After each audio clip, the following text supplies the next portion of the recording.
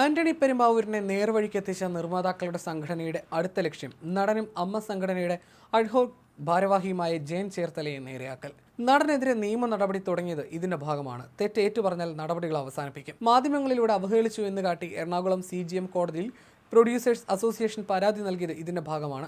നേരത്തെ ജയൻ ചേർത്തല പരസ്യമായി മാപ്പ് പറയണമെന്ന് ആവശ്യപ്പെട്ട് അസോസിയേഷൻ വക്കീൽ നോട്ടീസ് അയച്ചിരുന്നു.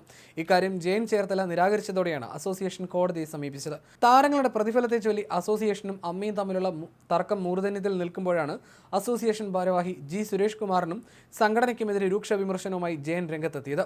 കടക്കണിയിലായ നിർമ്മാതാക്കളുടെ സംഘടന അമ്മയിൽ നിന്നും പണം വാങ്ങിയെന്ന ആരോപണം അടിസ്ഥാനരഹിതമാണെന്നായിരുന്നു അസോസിയേഷന്റെ വാദം. അമ്മയും നിർമ്മാതാക്കളും നടത്തിയ ഷോ വ്യക്തമായ കരാറിന്റെ അടിസ്ഥാനത്തിലാണ്. അതിലെ വരുമാനം പങ്കിടാൻ കരാർ ഉണ്ടായിരുന്നുവെന്നും ഇത് അമ്മയുടെ സഹായമല്ലായിരുന്നുവെന്നുമാണ് നിർമ്മാതാക്കളുടെ സംഘടന വക്കീൽ നോട്ടീസിൽ പറഞ്ഞത്. ഇത്തരം ഒരു ഷോയ്ക്ക് മോഹൻലാൽ സ്വന്തം കാശ് മുടക്കി ടിക്കറ്റ് എടുത്ത് ഗൾഫിലേക്ക് വന്നുവെന്ന ജയൻ ചേർത്തലയുടെ പ്രസ്താവന തെറ്റാണെന്ന് വിശദീകരിക്കുന്നു. എന്നാൽ മാപ്പ് പറയില്ലെന്ന ഉറച്ച നിലപാടിലാണ് ജയൻ ചേർത്തല. താൻ മാപ്പ് പറയാൻ ഉദ്ദേശിക്കുന്നില്ലെന്നും സംഘടനയുടെ പ്രതിനിധിയായാണ് സംസാരിച്ചതെന്നും ജയൻ പ്രതികരിച്ചു. അമ്മയിൽ കിട്ടിയ വിവരങ്ങളുടെ അടിസ്ഥാനത്തിലാണ് പ്രതികരിച്ചത്. തന്റെ അറിവിൽ അതെല്ലാം സത്യസന്ധമായ കാര്യങ്ങളാണെന്നും കേസിന്റെ കാര്യങ്ങൾ തന്റെ സംഘടന നോക്കിക്കൊള്ളുമെന്നും അദ്ദേഹം പറഞ്ഞിരുന്നു. ഇതോടെയാണ് അസോസിയേഷൻ പരാതിയുമായി കോടതിയെ സമീപിച്ചത്.